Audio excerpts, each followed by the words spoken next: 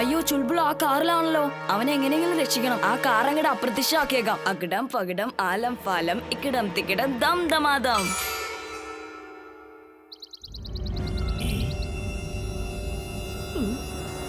അയ്യോ രക്ഷിക്കണേ, രക്ഷിക്കണേ.